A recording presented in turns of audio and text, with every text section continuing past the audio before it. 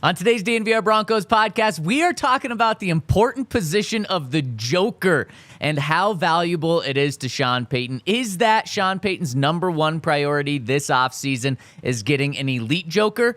We're hearing from Sean and breaking it down. Plus, who could that be? Tyler Warren, Ashton, Jeanty, many others. And it all starts now.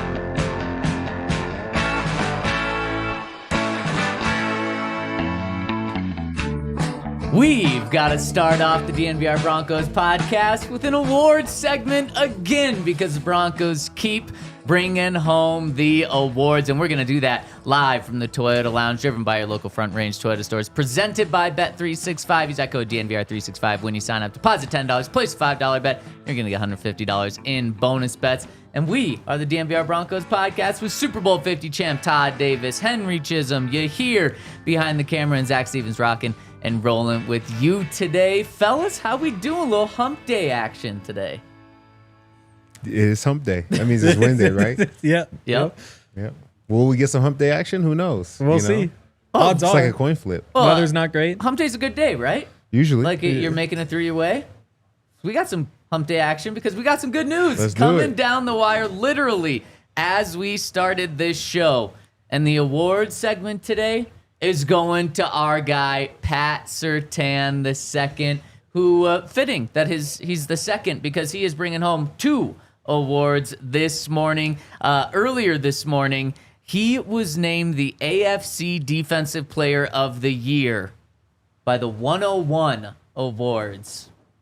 You know what that is, Todd? Absolutely not. I think, there's a lot of awards and these guys deserve all they're going to get. But I can tell you from the player's perspective, you got Pro Bowl, All Pro. That's it. Yeah. And really, 101, PFWA, KLJYE. Like it doesn't. Yeah. I don't. They what all the hell are just, is 101? Yeah. Who is 101? well, do you guys want to Do take you a guess? vote with that too? I know what 101 is. I don't vote with this Did you one. Google it? No, I You didn't knew? Google it. Yeah.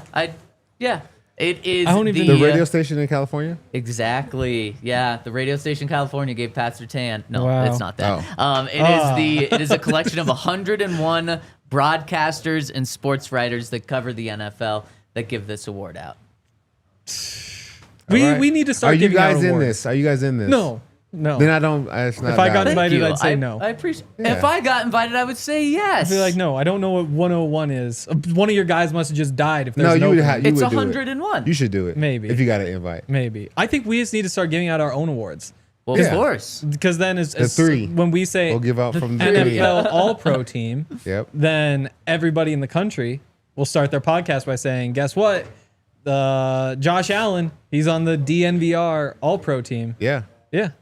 And then we get our name out there. Well, I want to give awards to Pat Surtain, and you guys just want to tear these awards down. But No. actually, I do agree with you guys. I think that there's too many awards now. And when you have to Google like what an award is, it probably shouldn't exist now. But people are handing them out, so I agree with Henry. We should hand awards out to everyone and just give them to all Broncos. We can brand ourselves as a national brand and just give every Bronco the award. Sean Now- Payton, Coach of the Year. I wonder, like, the further you get removed in these awards to like the smaller categories or the smaller presenters, how different they are from the All-Pro list. Yeah. Like, what do you have? 1 or 2 guys that are different? You can't have a completely different list of top 11 players in the league. Yeah.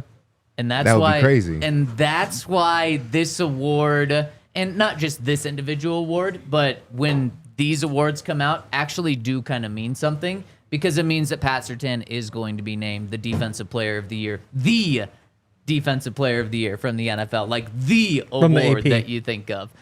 Exactly. And he also just was named one other award right as this show started. Pat Surtain was named the Pro Football Writers of America's. That's different than the 101 writers that Yes, are. yeah. The Pro Football. This is like This is less exclusive. This is Okay. all of the writers. This is more legit though, because it's like we know Yeah. who this is. Yeah. These are credentialed So it's reporters. the 101 plus some. I'm part mean- of this one. Okay. Yeah, okay. yeah, exactly. This one means more to me. Yeah, exactly. But actually, I mean, like Henry, you had heard of the PFWA. Oh, yeah. Before today, yeah, where Yeah. you hadn't heard of the 101 awards. He won Defensive Player of the Year. Not just AFC, the entire Defensive Player of the Year award, and he is going to be named the NFL's Defensive Player of the Year. It's pretty darn clear now. That's pretty dope. Hope so, because then I get a lot of money.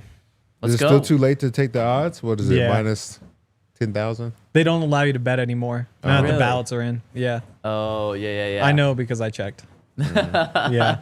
And one of the biggest tells of Pat winning the NFL's Defensive Player of the Year award, which will come out in 2 weeks from tomorrow at the NFL Honors Awards down there in New Orleans at the Super Bowl, is, as Henry said, the award is the AP award. It's given out by the AP. Yeah. That's also the same that does the All-Pro.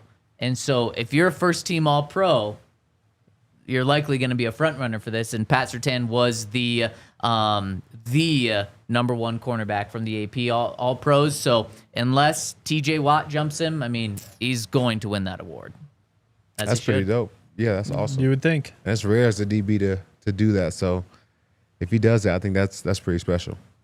Don't think it's ever happened in my lifetime where What? Bronco has won Defensive Player of the Year. A Bronco? Yeah. Only Gradishar, I think. Yeah, not in my lifetime. Are you sure? Pretty sure. Okay. Yeah, what in the world?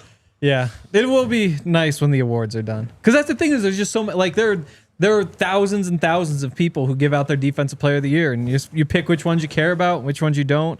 I've had enough. See, man, especially if we were giving these out to a chief, of course. Well, one, we wouldn't be talking about it, and we would downplay him. But since we're giving them out to Pat Surtain, Yeah. then we're gonna prop him up. Like Todd, I'm all surprised that know. you kind of had that feeling to start the show. Wouldn't players love this? Like, hey, give me all the awards, even if they don't. What if you have to mean go to the much. banquet? The real ones. We were super happy about course. the All Pro, the Pro Bowl, Defensive Player of the Year. Like, that's awesome. Yeah. Those are the real ones. But you don't want. I mean, of course you want the real ones. But don't you also want the give other him, ones? Just give them to him. But I don't Exactly, like. that's what I'm I'm not saying. like. Well, yeah. I'm not like so excited and like passionate that he won all these other ones. Like we already know he's the guy, right? Yeah. Yeah. So Yeah. for 101 plus however many, I think it's already known. Those 101 It's people aren't Kate- idiots. This is more like an award for them for not screwing it up. Yeah, It's more like shout out to you for not being dumb. because it came out weeks ago that he's already a first team All Pro. Now, if Yeah. he doesn't make your list, you look stupid. It's true. Exactly. It's true. So yeah, Yeah. Dang. Well, congratulations to Pat Surtain. I'm sorry these Absolutely. guys aren't giving you the award. I'm sorry. You probably do you think he goes to like the award ceremony for the 101? I don't whatever? think there's an award ceremony. I think it's so okay. people No like me banquet? tweet about it. Yeah. Wow. And then people Google them and find out Wow. who they are. And yeah, I mean, as Jesse in the Toyota chat says, if we want to be like picky about which awards matter, the Pro Bowl has been proven to just be a total sham as well. Yeah. I mean, you're getting Quinn Minor's first team All Pro, meaning he's the best right guard in the NFL, yet he doesn't even get a Pro Bowl nod. Yeah. So the Pro Bowl, it really is just popularity the All contest. Pros. Yeah, Yeah, the All the Pro Pro Bowl. is what you want to base off of. And then also like the big awards, Defensive Player of the Year, MVP, that comes out the Thursday before the Super Bowl. So we'll actually be there and probably Yeah. be able to chat with Pat after Probably. he wins that award. Are we credentialed for the ceremony? We are still waiting back, but it's very Interesting. limited credentials. So I would We'll say find as out. Denver people, with a Denver person gonna win, we should get in. But there's my pitch if you're watching. who whoever won you are. it? Someone in an all city market won an award last year, and it was like only 2 people were able to get in as well. I don't remember what that was. Chicago. I don't know. Yeah. But we are going to talk about the Joker position today. We heard from Sean Payton 1 week ago talk about how important it is. And we're going to dive into that, dive into who Joker players are. But before we do that, what the heck is a Joker? Before Sean Payton got in town, the term Joker was never talked about in Denver on the offensive side of the ball. Now, it has been talked about. There were some people talking about a different Joker, to be clear. The term was This is a Denver Broncos podcast. Just throwing it out there. People in Denver were talking about the Joker. This is a Denver Broncos podcast. Okay. We're talking about the position of Joker. And when the Broncos had Nathaniel Hackett, when they had Vic Fangio, when they had even Gary Kubiak, they didn't have the Joker position here. So before we dive into this, what is the Joker position, Todd? It's funny because my first thought is to talk about Joker. Like, yeah, no, it's not wrong. Like when you think about wrong. a Joker on the football field, it is literally what he does on the basketball court. Like he's first in 3-point percentage. Yeah. He's first in triple doubles. He's like third in points. He's second in steals. Like somebody that can do it all. And when you talk about a football player, it's somebody that can run the ball well. He can catch, whether it's out the backfield or it's him lining up as a wide receiver. Somebody that blocks really well. Just somebody that you can give the ball to in any situation that can find a way to win in it, whether it's screens, downfield passing, running a rock. You think about Deebo Samuel and what he could do for the 49ers. That's a Joker. So I think there's no better person to look to than the Joker when you want to talk about, what a Joker means. I love that. Definitely. Is that where you were going to go, Henry? Yeah, well, so John Gruden was the one who invented it, or at least that's who gets credited for it in like the late 90s, but it could have been like that's when he had Sean Payton on staff. So who knows if Sean was the one who was like, we should call these guys Jokers. But again, like the idea is they call it a Joker because it works with any hand. So you think about like in poker cards, it's like a wild card. If you get a Joker, you can use it as whatever you want. It's the same thing here where you get your There's five no skills wilds in poker, but well, no, I know. I realized when I said poker, but other games. Yeah, the games that the Grudens must play, like Go Fish or whatever. No wilds in Go Fish. No, there aren't. I don't know where those wild cards are. That doesn't Big matter. spades. The point is Spades. In spades. There you Yes. go. Gruden, big spades guy. So when you have your five skill position players on the field, the idea is that you can do whatever you want with this one because he can line up anywhere. There's an answer for him anywhere. When Gruden went to the Raiders, he talked about David Johnson, the running back, said you can put him in the I formation, offset him in the shotgun, line him up at receiver, complete modern day back. That's a Joker. So the idea is, again, that you can do whatever you want. You can line him up anywhere. He's always a mismatch, regardless of who else is on the field.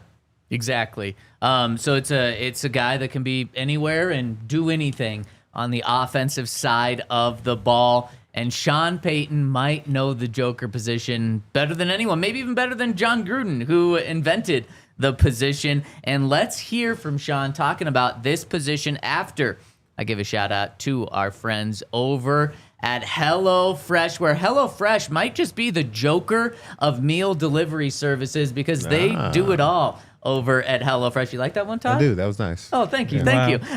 They are America's #1 meal kit. They're affordable. Home cooking. They make it easy. They're your grocery store. They're everything because they ship meals to you, and it just takes 15 minutes to make your meal. 3 easy steps so you can eat better without having the hassle, and you save time with fewer trips to the grocery store. And there's over 100 add-ons that you can pack onto your weekly box, like quick breakfasts, packable snacks, beverages, and more.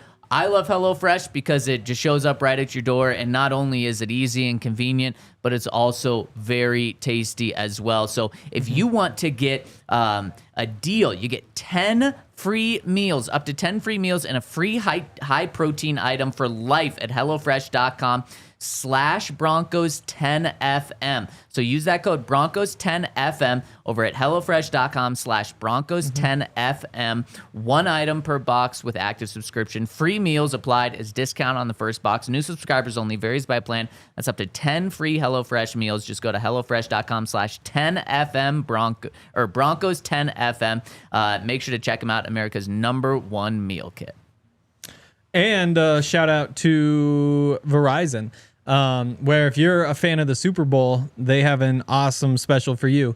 Because in all 30 NFL cities, they are throwing massive parties at NFL stadiums. And all you have to do is be a Verizon customer, and you can get in for free.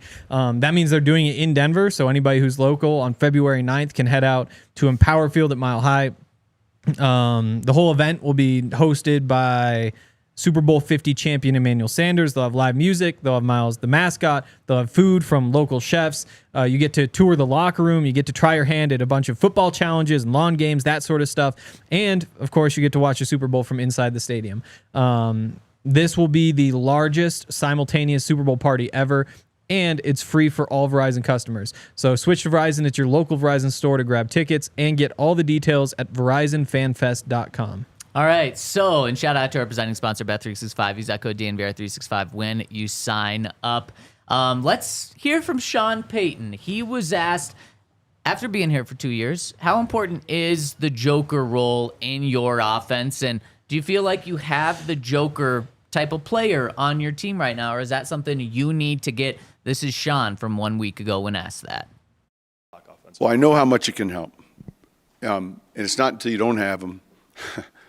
I've said this before. Early on as a coach, when you're just coaching and you have your players, I remember the selection of Reggie Bush and the owner asking me, well, we already have Deuce McAllister, who was a real good running back. And I said, well, Mr. Benson, the late Mr. Benson, this running back's different. You know, he can do these things. And we talked about it. It was a good question, but that was the first exposure at this level for me as a head coach, where we had Tiki Barber when I was at the Giants. There was a Joker-type player. Jeremy Shockey was a Joker-type player. Jason Witten was a Joker-type player early in his career. And so then pretty soon, you know, we had Shockey, then Jimmy Graham, then Darren Sproles, then Kamara, and I didn't really appreciate it at the time, but in that stretch, we went through a stretch of 15 or 16 seasons with real like high-end offenses that maybe didn't have a receiver get to a Pro Bowl, but those other spots did. And I think in our league, when you look around and you reference, just take some of the top teams, you know, you'll always remember Kelsey with the Chiefs. I don't know that you remember the receivers sometimes, maybe through that Super Bowl run, maybe so. Do I think we have some candidates? Yeah. But that inner triangle of attacking a defense is real important. Well, I know how much it can help. Oh, my goodness. There was so much packed in that answer. Yep. And essentially, what I took away, the biggest thing, and we'll unpack so many things he said, but my biggest takeaway from that is, yeah, this is the number one priority for Sean Payton this offseason. And it started with just how he started his answer by saying, you know, he pointed to, he cut himself off in the middle, but he said, you don't realize how much it means and how valuable it is until you don't have it. Yep. And come on, guys, the Broncos haven't truly had that in Sean Payton's 2 years here. Well, in the last 6 games, Marvin Mims, I think, was truly their Joker. I mean, he really did it all. He carried the rock, caught screen passes that went for touchdowns, caught some deep balls as well, But I think he was really a versatile piece for him. And although he's looking for a Joker, I think for the time being, you know, in spades, you have a big Joker and a little Joker. Big Joker is the highest, but the little Joker is also really powerful. I think Marvin Mims is their little Joker right now. So, wow, that's a way to put it. Do you think that that's sustainable, though? Do you think Sean says, man, we did find Marvin? Because I agree with you. He was a Joker. And if you want to look at what a Joker looks like in Sean Payton's offense, look at how Marvin Mims was used in the last month of the season. I think that was like by necessity that they used him as in that role. And I think they'll use him in that role a little bit moving forward. But I personally don't think that that's the ideal person that Sean's looking for. No, maybe not, but there's nothing wrong with having two. No, definitely not. And so I think he did it so well. Like, I think, you know, we wanted more Marvin Mims to start the season. We didn't get it. Then throughout the season, they started finding creative ways to use him, and it worked. I think to just scrap all of it and start with somebody new and fresh, the potential is there, but you don't have anything that's proven. I think at least with Marvin, you have some proven tape to where he did excel in that role last year, and maybe his role gets a little bit smaller, but he needs some sort of role where he is playing multiple positions and doing multiple things. I think it was good for Marvin to do that. It seemed like being able to get the ball in easier situations was good for him, good for his development. We saw it work out for him more downfield. I do think that they'll of course look for an upgrade, but they use Jaleel as a joker too. I think without getting too deep into who the options are this offseason, there's only one free agent running back this year who is split out at wide receiver more times than Jaleel was.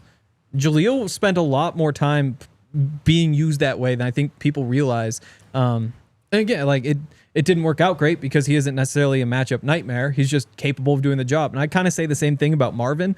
It's a fun little quirk for the offense, but there isn't enough there to say like we're building our offense around this. And that's ultimately what you want, is one of those running backs or tight ends, or potentially even receivers who you can just build your offense around because they're such mismatches. Well, and so you said how it's a tight end, running back, and maybe a receiver. I don't remember when it was, but it was earlier this season that Sean was asked about, like, can anyone on offense be a joker? And he did specifically say the best ones or typically are tight ends or running backs and maybe a receiver, but he did kind of put receiver not as categorized with those other two positions. And It'd that's be just guys like Debo or Tyreek who you actually want in the backfield, but it's very rare.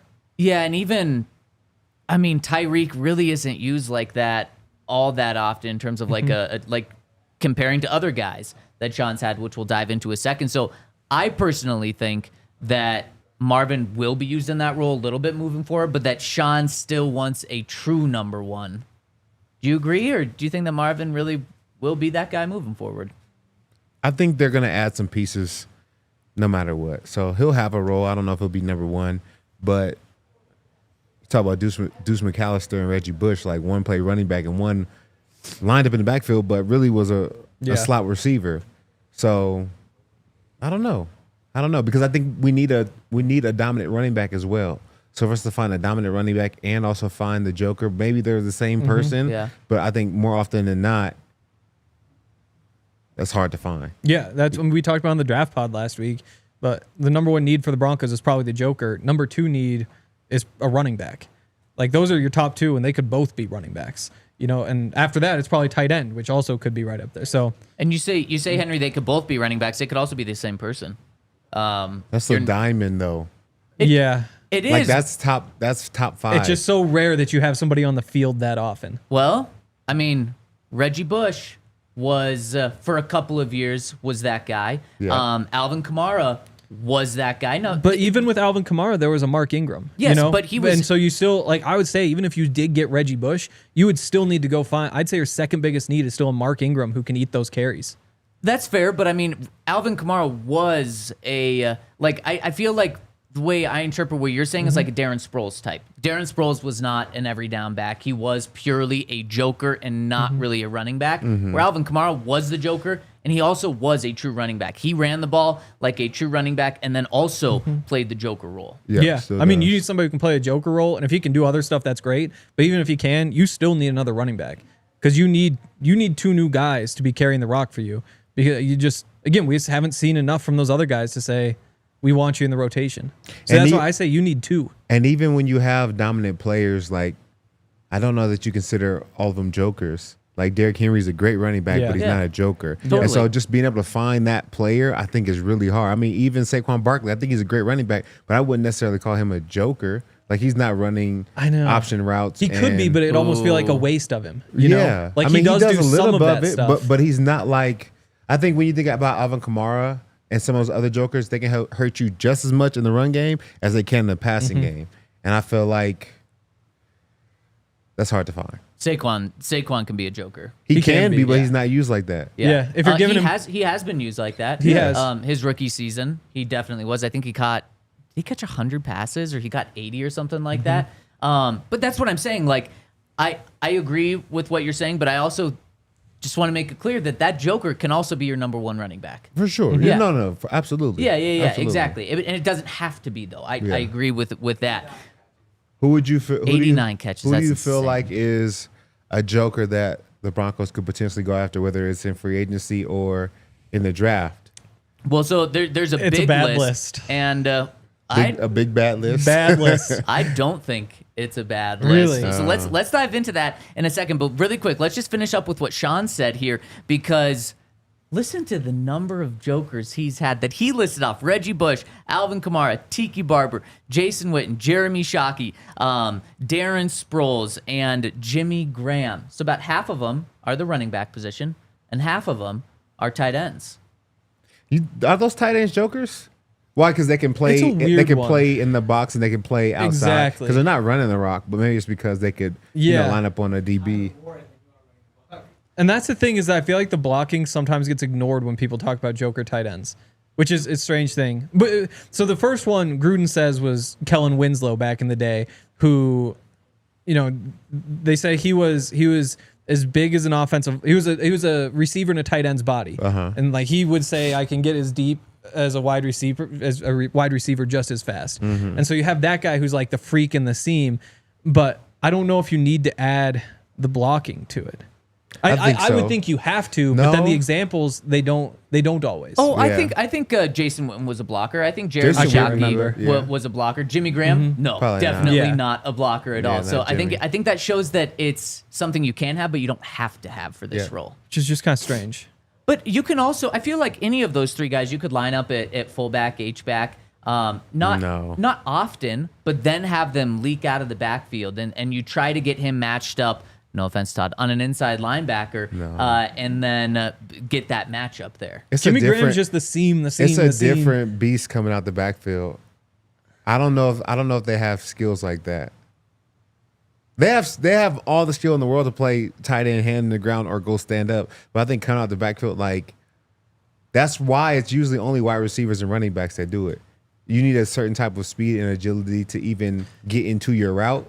And then from that route, you got to be able to make guys miss and then create something special. I think blocking would have to be included. Because what tight end have you ever seen carry the rock in the backfield? No, not carry the not like that. That's not what I meant. I mean like line up at fullback or next to the quarterback is purely like a receiving threat. I feel like that's just a tight end in a different formation. Yeah. Yeah. But that's what we're talking about. That's what we're talking about with the joker position. It's being able to line up different places, like a running back being able to line up in the slot, being able to line up next to the quarterback, behind the quarterback, tight end being able to line up out wide, behind the quarterback. But I think when I think joke, I think you're playing a different position. Like when Debo's carrying the rock, he became the running back for this play and executed his run. When you put somebody that's a running back into the slot, he's a wide receiver. That's what makes him a joker, not that he's just a running back that goes from gun near to pistol. Exactly. You know what I'm saying? I just think a tight end, if you just set him right behind the line of scrimmage, but he's in the back, but he's still a tight end. He's just doing that's versatility. That's moving him around. So that is how the tight end is viewed as a joker. It's just being it. I mean, the tight end is not. You weren't seeing Jeremy Shockey, Jimmy Graham, those guys carry the ball, but Sean Payton still classifies them as a joker. Yeah. So that is part of it.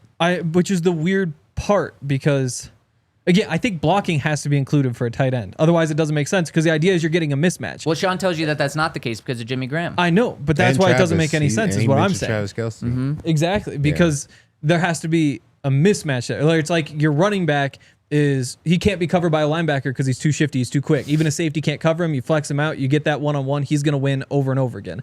You try to match him up with a corner, like that's how you count for him personnel-wise. Well, now they're light on defense, and so you can just run on them. Like, it's those mismatches that are the point of it. Yeah. And so with the tight end, the point would be you can't cover him with a linebacker or safety. Yep. So you have to put a corner on him. And if you put the corner on him, then I guess maybe he at the very least has to be able to block that corner in order for like the weight of the defense to or catch a ball take in the corner. advantage. Because I guess if you're that good. Because I think none of the jokers can block. No, nobody we meant, like, even as a running back, like, you're not having that guy stay in and protect. Darren Sproles, he's your joker. He's shorter than me. Yeah. Like, none of those guys can block, so maybe like blocking's out the window. Yeah, I don't think blocking. I think this is all about being a dynamic playmaker. Just look at Sean Payton's history of the joker position. Clearly shows that blocking is not a necessity. But only for Jimmy Graham though, right? No, Darren Sproles. But those are the running backs. But just for tight ends, I feel like you would need that.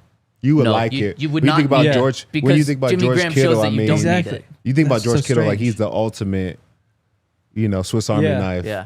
joker because he can block, he can pass protect, he can get out into a route and be a mismatch versus a safety and a tight end. So, I mean, and a linebacker. So there's ones that can do it, and I think everything that you can do furthers your Totally. Greatness in, that joker name. So the more you can do, the better, I guess. Yeah, I mean, as Jose says in the Toyota chat, we had a joker here. His name was Shannon Sharp. That's kind of exactly that tight end role that I think of. And I agree with you, Todd. If you add the blocking, of course you're not going to say, don't block. We don't want you to block. No, it's a great addition, but I do not think you have to have it at all. And there was one other very, very fascinating thing that I thought Sean Payton said before we dive into a list of guys. And before we get to that, I want to give a shout out to our friends over at Game Time. We're over at Game Time. If you want to get tickets to any sporting event, as well as any concerts, really anywhere that sells tickets, Game Time's got you covered. And over at Game Time, they're going to give you $20 off by using the code DNVR over at Game Time. And we've got it on the screen here. You can see their user face. Interface. It's so nice and crisp and shows you exactly what the tickets are going to look like. You can even see the view from your seat, and it's very easy to navigate. They've also got the Game Time guarantee, plus $20 off when you use the code DNVR over at Game Time. There's literally no reason to use any other site but Game Time because they've got all the assurances, the best platform, and $20 off by using that code DNVR over at Game Time. When you need tickets, go to Game Time. Use that code DNVR for your first purchase. Terms apply. Again, create an account and use that code DNVR for $20 off. Download Game Time today. Last minute tickets, lowest prices guaranteed. What time is it? Game Time. Game Time. Boom. Also, shout out to Bet365. They're always a lot of fun. Nuggets covered easily last night. I know there's some big soccer stuff going on. I'm not a soccer fan, so I don't really understand it, but everybody's talking about the soccer. It seems like it's a really big thing on their website. And then, of course, you got the conference championship games on Sunday, which is going to be a lot of fun too. So there's a lot going on over at Bet365 where they have boosts every day, over 10,000 boosts every month. So you want to keep your eyes peeled for those. There's so many different. I think today there's a 30% boost on an NHL parlay with the Avs playing. You just have to have 3 legs, has to be plus 100 combined, so even odds. And then you get the 30% bonus on top. A whole bunch of cool stuff like that. Make sure you go check it out. And if you use the code DNVR365, you can deposit $10, place a bet for $5. You'll get $150 in bonus bets if your bet wins or loses. Those bonus bets can be used on the spread, totals, player props, futures, and more. Whatever the moment, it's never ordinary at Bet365. Must be 21 or over, physically located in Colorado. Please gamble responsibly. If you or somebody you know has a gambling problem and wants help, call or text 1-800-GAMBLER. Terms and conditions apply. The one other thing that I found very fascinating that Sean Payton said was he said, when I had that 15-year stretch of always having a joker, I don't know if, his words, I don't know if I ever had a receiver that hit 1,000 yards. And to me, that pointed to just why this is the number one priority for the Broncos, because they have to get juice on offense, and it could be from running back, receiver, or tight end. They could add to any of those 3. And Sean Payton talked about the importance of the joker and then pretty much said, if we get that, we don't need an upgrade at receiver. Now, didn't say those exact words, but said receiver just isn't as valuable if you have that joker position. And maybe it is a Luther Burton that the Broncos draft in the first round, a pure wide receiver. To me, that totally takes wide receiver from a top need to just okay, let's add a guy here in the 3rd round or a $5 million receiver. I really think that this just makes it clear that it's the Broncos' number one priority this offseason. A joker. Yeah. I agree. Yeah. And I think because it solves 3 problems in one, really. If that guy is as good as you think he is, he can play wide receiver. He can play running back. He can be in a lot of different formations and packages. So we can go after one running back, that would be great. Or we can go after one wide receiver, and that will be great. But if we get a joker, then we're really covering 3 positions in one. Mm-hmm. Yeah. It makes it so much easier to win in the middle of the field. It solves the run after catch problem, because that's the whole point, is that you can feed him and run. It gets you mismatches in the running game. That's obviously what's missing. I think especially when you look at the other teams that are still alive, with James Cook doing that stuff, the 2 tight ends the Bills have. Travis Kelce is maybe the best example. On the other side, Dallas Goedert doing all that stuff. Saquon can do whatever you want. So yeah, it's 100% the biggest need. Yep, we're all agree on that. So then if it's the biggest need, Broncos are going to be looking everywhere. Trades, free agency, draft. Henry, you said you've got a big, bad list. Let's start with the free agent list of who the Broncos could get at Joker. Yeah. I mean, it's a terrible running back class. Like last year you had your pick of Josh Jacobs and Derrick Henry and Saquon and Joe Mixon. And I mean, there were like 10 of those guys who you look at who like could be Pro Bowlers. This year, it's not so much. Really quick, among those guys, who would have been like a joker? Because obviously, like you said, Derrick Henry, fantastic running back. Broncos certainly could have used him, but that's not a joker at all. Well, Eckler was in that class. He's like your most traditional example. I'd say Aaron Jones, who's going to be back on the market again, is probably the best example this year and potentially last year. Somebody who can make plays out of the backfield, can obviously run the ball as well. He'll be 30, which isn't ideal. Also, I mean, a lot of that depends on what the Vikings do with Sam Darnold. Because if you don't pay Sam Darnold, you probably use that money to give Aaron Jones to J.J. McCarthy. But as of now, he's supposed to be a free agent, and he far and away is the best Joker candidate. And also probably just the best running back on the market, so he's going to be expensive. So who are the other ones that are on the market this year? Najee is the number 2 running back probably, and I think you can make a case that he's a joker. It's tough. No, I don't think so. I mean, led the NFL with 74 catches when he was a rookie. Like a lot of the appeal coming out was the being able to catch the ball in the backfield. He just doesn't have the speed that typically the joker running backs have. And so I think it's, if you go back and watch the Bengals games from this year when they just get him in space, feed him the ball, and he's breaking tackles against those defenders who are smaller than him. I mean, it's the Bengals defense. They're not capable of tackling. You would absolutely say a joker. If you go back to his rookie year, you'd say absolutely a joker. I think if the Broncos were to sign him in free agency before the draft, I would still say that the Broncos' number 1 need in the draft is the joker position, but they had their starting running back filled with him. Yeah, that's fair. Then Ty Johnson is kind of the only other real joker, I think. He's the only free agent running back who spent more time either in the slot or at receiver than Jaleel did this year. We obviously just saw him. He played for the Bills. He was like their third down back. Outside of that, like Jeff Wilson's out there. Rico Dowdle probably doesn't fit that mold. You have weird ones like Mike Boone is still out there. He's still being used that way. Keenan Nwangwu, who was he your teammate, Todd? Keenan Nwangwu, or did he get to the Vikings the year after? They will return. Yeah, I don't think I know. No. Nyheim Hines is still out there. Alexander Madison. But, I mean, it's just a bad running back class. So, to me, it comes down to Aaron Jones, Najee, and Ty Johnson. How exciting do those prospects get you guys? How excited? Not too exciting. Not too excited about any of those names on there. As a joker, I mean, there's some talented players, but just if we're talking about like a pure joker, nobody really, gets my juices flowing. No. I think Najee would be what the Broncos wanted with Javonte and Audric Estime this year. Just a guy downhill, full head of steam. Yep. He's going to get you the short yardage, and he can be your starting running back. And I think that would really plug that hole. It's not the sexiest name in the world, but I think he would fit what Sean's looking for there. But then, again, like I said, still a big need in terms of that joker spot. I think any of those other guys, man, it's... I guess if Aaron Jones does hit the market, but are you going to want to pay a 30-year-old running back? Especially if he's the top guy on the market and there's going to be competition for him?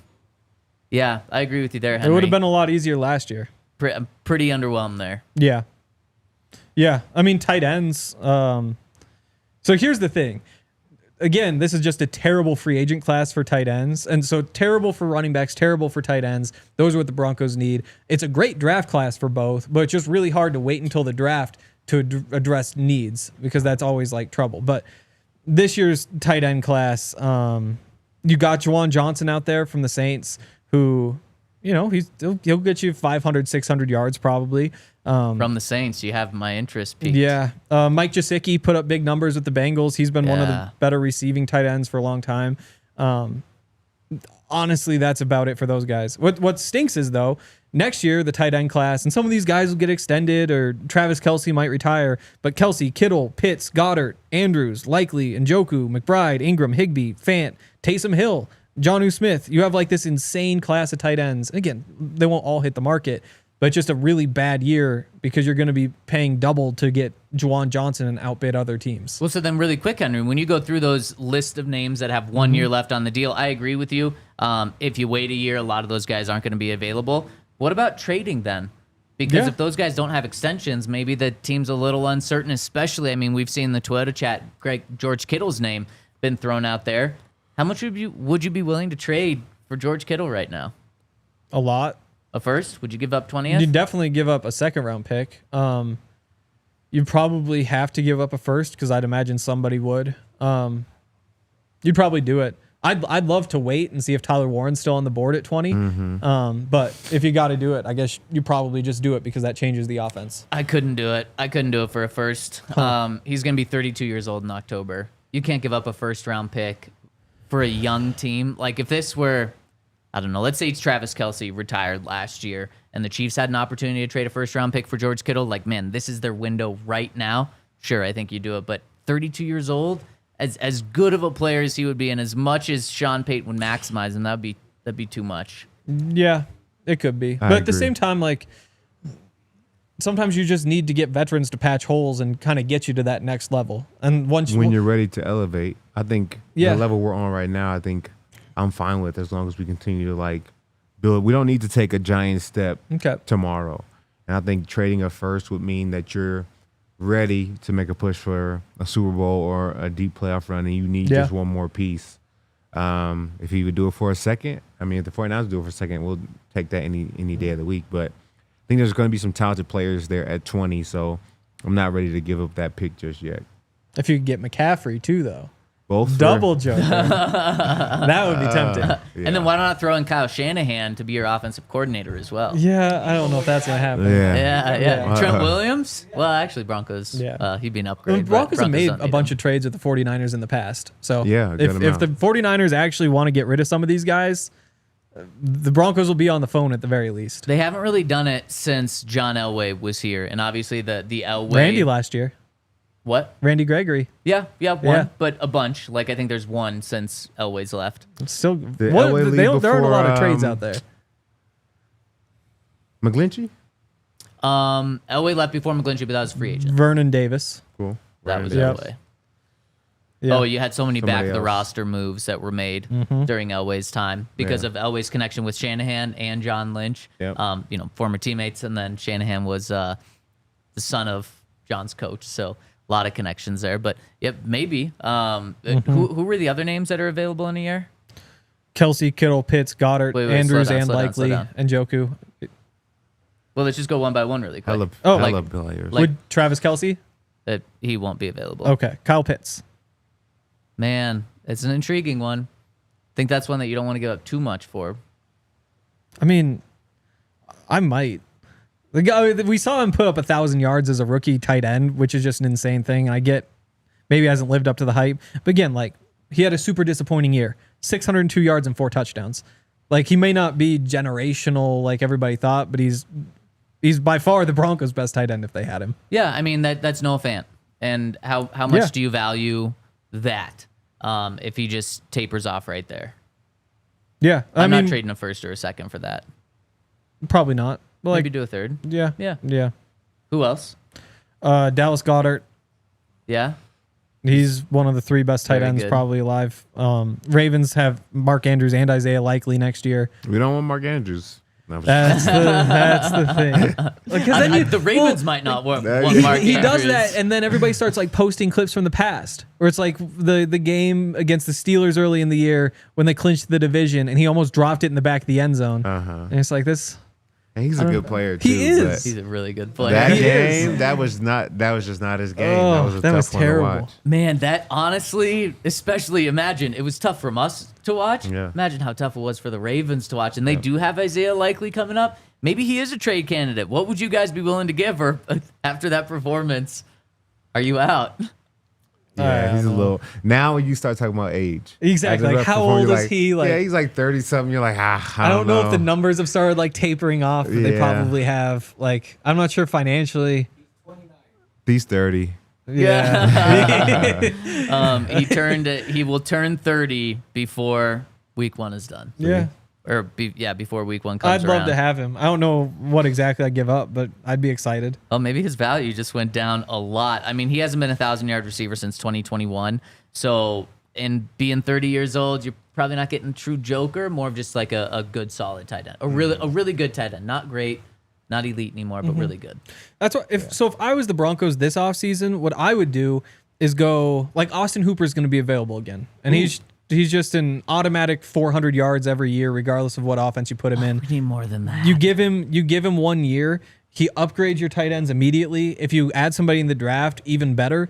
Hopefully that's like a Tyler Warren. But then even if not, he's a free agent again next year, and you get to start shopping when you have more money and when there are far more options available. I played the wrong position. You did. I mean, how tall are you? 6'1", so I wasn't Okay. I wasn't like the tight end height.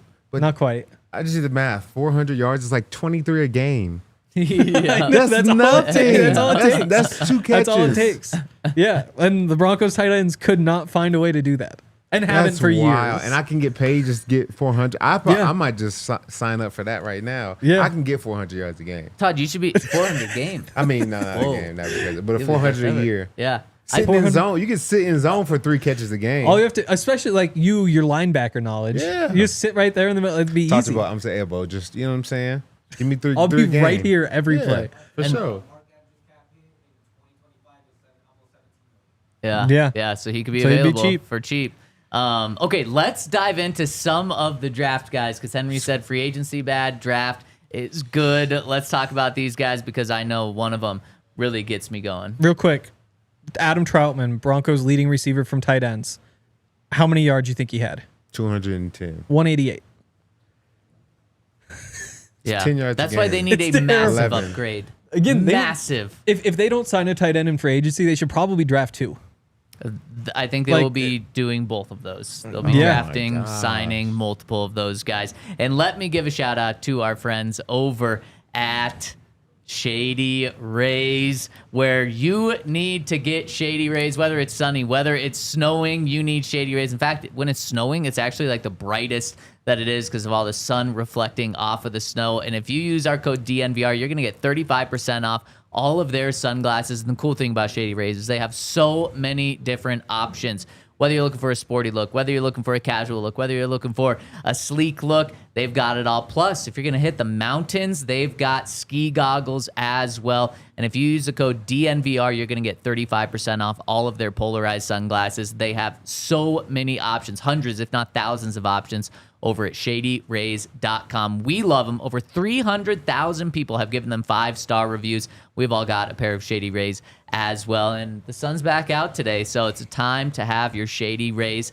And again, if you want them, use that code DNVR for 35% off already very affordable sunglasses. That's DNVR over at shadyrays.com. And shout out to us, DNVR. If you guys haven't heard, DNVR Sports is now live on TV. In addition to watching us on YouTube or listening to DNVR on podcast platforms, you can now watch DNVR on various streaming TV platforms, making it easier than ever to check out your favorite shows, specifically DNVR Broncos. But we love all of our DNVR family. But you can check us out on Samsung TV Plus, channel 2348, Xfinity channel 4072, Xumo Play, and more platforms soon to come. I think that's great. You guys might as well hop on the bandwagon now. We're taking off to the moon like Elon and I think that's going Mars. to Mars. Yeah. But Maybe we'll go to Mars. you got to pass the moon to get to Mars. Where Yeah. do we go after Mars? Nobody has ever talked about that. Pluto. There's always like we're Pluto's going to It's the not moon even a and planet then Not even a anymore. We're just going planet. to go Came there. Again, check us out on our channels on Samsung, Xfinity, or Xumo, and send us some pictures. All right, Henry. Shout out to our presenting sponsor, Bet365. Use that code DNVR365. Take us through the Joker positions or the Joker players in this year's draft. the better ones are at tight end. Because for running backs, it feels like you just don't get used that way in college. Like there are always a couple guys, I should remember this guy's name, who are receivers who convert to running back or running backs who convert to receiver. And then when they come out, everybody gets excited because it's like, wait, this guy can do both. And, Antonio Gibson's an example of that. It's like he's supposed to be this dynamic, like, and it's like, what do? They just run in between the tackles. There's Gruden drafted Lynn Bowden, when he was at the Raiders the last time, who's out of Kentucky, exact same thing where it's like he can do all these different things. And it's like, well, no, it turns out he really can't do anything. Wow. So, but I mean, it was what it was. And Gruden left, and so he kind of got stuck. But the point is, it's tougher to project running backs who are jokers because they typically just aren't used that way in college. Whereas with tight ends, you can kind of watch them play, and you're like, well, this guy's doing the thing. Yeah. And obviously, it starts with Tyler Warren, because that guy's a freak. I mean, we've been talking about him on the podcast for months now. And before it was like, yeah, maybe in the second round. And then it's like, maybe he's right there. Maybe he is tight end 1 right there with Colson Loveland. And now he's just grown to the point where it's unlikely he's still going to be on the board at the 20th pick. And things will change. Like his value's probably at the highest right after everybody watched him during the playoff run. But yeah, I mean, he can. We had Baldy on, who compared him to Gronk. And that's really what it is. Like, the guy can run, he's big, he can block, he can catch balls. Like, contested catch rate is incredible. The broken tackle rate is incredible. Like, he's probably the most perfect tight end prospect in a long time. He absolutely is. And that's why on January 22nd, I'm here to already declare Tyler Warren is the perfect Broncos draft pick this year. He's my dream pick for the Broncos to draft in the first round this year. He's Rob Gronkowski. He's 6'6", 260 pounds, but he's faster than Gronk. He is a guy that is a true joker. He can be played all over the field, and even one more position.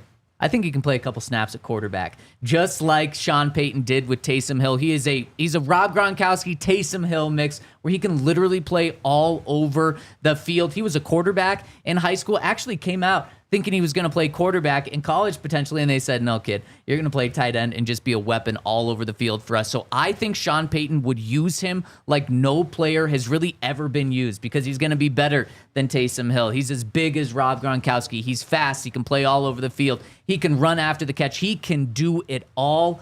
This is the dream pick for the Broncos, and it might be too much of a dream because he might not be there for the Broncos at 20. But if the Broncos can get him, this is a guy that will instantly change their offense. This is instantly the best joker. This is instantly, potentially, the best weapon the Broncos have on the field as a rookie. And we saw what Brock Bowers did as a rookie, set all the records. Tyler Warren will be coming for those records next year. Yeah, I mean, if he's there at 20, I don't think he'll be there. I think he's going to be one of the draft picks that get a lot of steam, catch a lot of steam as the draft comes closer. Plus, if he gets to the combine and he runs a fast 40, I think that's the last thing anybody's going to need to see. You've seen him catch the ball. You've seen him block. You've seen all things he can do as a joker. If he can run fast, too, at that size, I mean, he should be going really, really early. And maybe we make a move. Maybe we jump up. Yep. Make some trades to make it happen. But I think he's going to be a really, really sought-after pick in this draft. Yep. All the mock drafts have him going to the Colts with the 14th pick. So you'd probably want to get in front of them. And if he gets past them, then all of a sudden you might have a chance. Harold Fannin is the other, I think, great joker prospect out of Bowling Green, which may not be the most exciting prospect, especially because he's a little bit undersized. He led the nation in receiving, though. So he had 117 catches. That's more than anybody else in the country. 1,555 receiving yards, more than anybody else in the country at any position. Like, this isn't just tight ends. The best part is he actually did it against some good teams. Like, I think he was close to 150 against Penn State and against A&M would be the other. So we've seen it again, like a little bit smaller. Reminds you a little bit of a Jonnu Smith, like moves well, could probably put him in the backfield a little bit. He's another one who, like, if the Broncos take him in the first round, I would be thrilled, but more likely it's like a second round pick, or you could even slip. And that's a guy where if Tyler Warren's off the board, a lot of people have Loveland potentially going to the Broncos as well. Not as much of a receiving threat. I mean, definitely not as much of a receiving threat as him, and that's a guy second round. And then at the running back position, Henry, I mean, you made a good point that typically you don't know if a guy's a true joker coming right out.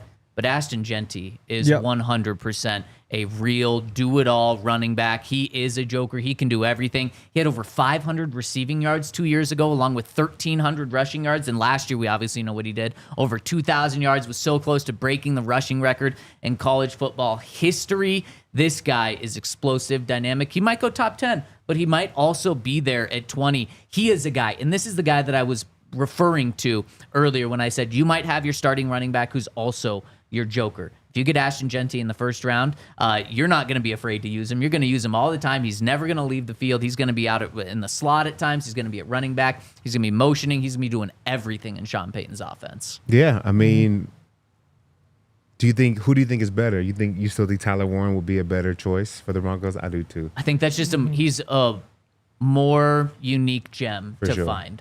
Where Ashton Jeanty's really good, but I think you can get close to him, but you can't get close to Tyler Warren. It's fair. It's Fair. tough. Hank, you don't agree? I mean, well, the last prospect we saw like Jeanty was Melvin Gordon. like Bijan. Yeah, I mean, sort of, yeah. Bijan, you go back to like Zeke and Saquon. It's just every few years you have one of these guys who is like one of the 3 or 4 best players in the draft and plays running back. I guess that is probably more than tight end. But I mean, Brock Bowers kind of fits that mold. Kyle Pitts fit that mold, even if it didn't work out. So yeah, I'd say it's pretty tough to find either. Which one are you going with, though? I'd go Warren, but it's a really tough call because I mean Jeanty, he might just be the best running back in the NFL because that guy's a freak. He's just had so many carries that you worry a little bit about the tread on his Wear and tires. So I'd probably go with Tyler Warren, but you couldn't go wrong either way. You think he'd wear 44 in the NFL? Can't at the Broncos. Yeah, because it's retired. Yep. Oh, you're right. Yeah, I was like, who's wearing 44? Why can't I think of it? Yeah, absolutely. I only know that because I went and asked Yeah. for it. So. Really, you did. Did you wear 44 at Sac State? No, I just think Okay. it's a great linebacker number. It It is. really is. Yeah. This is a good tight end number, though. Yeah. It can be. Yeah, fullback Yeah. tight end. Yeah. Yeah. I will say You gotta be out there hitting. if you're a tight True. end, picking 87 just feels so easy. Like it feels like that just like the classic that everybody's always wearing. But is that the most fire tight end number? It might not be the now most that you can fire. wear single digits too. Like Yeah. I don't know if I want 87. Yeah. Could Tyler Warren just be number 4? Yeah, that would be fire. Yeah. Oh, 4s have been, that's a dark road to go down in Broncos history, though. 4 is bad. 4 is bad. Name me a good 4 in the Broncos history. I don't. I have no idea. Yeah, exactly. Case Keenum, Brett Rippin. Brett Ripp, keep him coming. I thought we liked him. Let me know if there's any good. I mean, You're saying like there's no. I mean, it'd be like There's no, like- punters, you know? Yeah, for like a long with time, it Britton could be Colquitt, worn you could by tell me him, he was right, yeah. right, yeah. Yeah. So there's just no good Yeah. history of the number 4. But maybe, yeah, he could make it right. Before we get out of here, and clearly there's tons to go off of from this conversation that we'll continue to break down. But let's hit some super chats. First one from Brandon, who says Bo was subject to some light rookie hazing, carrying pads, etc. last year. Did that continue into the season and postseason? Well, that's typically, from my understanding, a training camp thing, and there's a couple of things throughout the season. But once your rookie season's over, you're no longer a rookie. So postseason, I have to imagine it's done. Is that right, Todd? Yeah, and I think the pads and the helmets is just for training camp, and then after that, I think you're pretty much left alone. You might get a haircut. That's still training camp. Back in the day, yeah. Can't do that anymore. No. I think Vic put the. Getting soft. Maybe baby. that's what we Bosh should on do at that. DNVR. Well, who's the Somebody rookie comes in now? here, yeah, we all give him a haircut. Oh, I'm Shout the out most Dion. veteran on this staff. I'm a so vet now too. I mean, I might be. Yeah. I'm not You're giving the her- most rookie to this beat, though, Todd. No, That no, hair. no. He missed his window. Show me It's that been like hair. 2 That doesn't years. count. That doesn't count. He did cut If his you hair, don't too. catch me on my rookie season, you don't Okay. catch me. Okay. But no, after that, it's pretty much done. You might have to buy everybody like dinner or something like Yeah. that, but nothing else. But then when you're a quarterback, you're still buying everybody dinner. Sometimes. For sure, Yeah. you should. So yeah, like, you should. yeah. Yeah. When you have hundreds of $1 million contract, yeah, you probably should. Yeah. Yeah. Next one coming in from our friend Evan says, how do you guys feel about Jaden Daniels training and VR to maximize the number of reps? Is that something the Broncos and Bo should use too? If not, should they? Why not? Why not get more mental reps? And if you can get reps that look and feel like you're in the game without having to go out there and have wear and tear in your body or get hit, like those are valuable reps. They talk about all the time mental reps. Like that's when you're not in the game, but you're watching whoever's in there and understanding what is going on, what needs to happen, what's supposed to happen on this play. Those mental reps are just as important as a physical rep. So now you're talking about getting mental reps, but now you've elevated it to where your body and your mind doesn't know that it's not on the field, but it's, inputting all this information for you to be able to use when you are on the field. So absolutely, without a doubt. Yeah. On the NFL Network broadcast on the third day of the draft, I can't remember who it was, but one of those guys was talking about how Davis Webb has an awesome plan to develop Bo, including VR, but then I never heard about it again. Yeah, so I agree. They should. And you look at Jaden Daniels, he's having a lot of success. Might as well follow that path as well. TD007 rounds us out, says, what position would Todd choose to play today? In the NFL? Quarterback. Tight end, obviously. 23 yards a game, I'm getting paid. Yeah. I'm going to do it. 58 yards a game rushing, they'll get you 1,000. I think that's a little harder. You're getting half as many carries, yeah. Taking the beating, too. Yeah, and I got to get hit and get tackled every play. Like, if I catch 3 passes and get my 23 yards, I'm good. That's only 3 tackles. Drugged down by 170 You know what I'm saying? And corner. all my blocks are chop blocks. I'm not going one-on-one with no DNs. Chopping everybody's legs out. Run the ball opposite. Yeah. It's a whole game plan. It's a good year. Yeah. This has been a good show. Thank you all so much for tuning in. Hit us with a thumbs up on the way out, and we will see you tomorrow at 11 a.m. on the DNVR Broncos Podcast. We all silly like the mayor.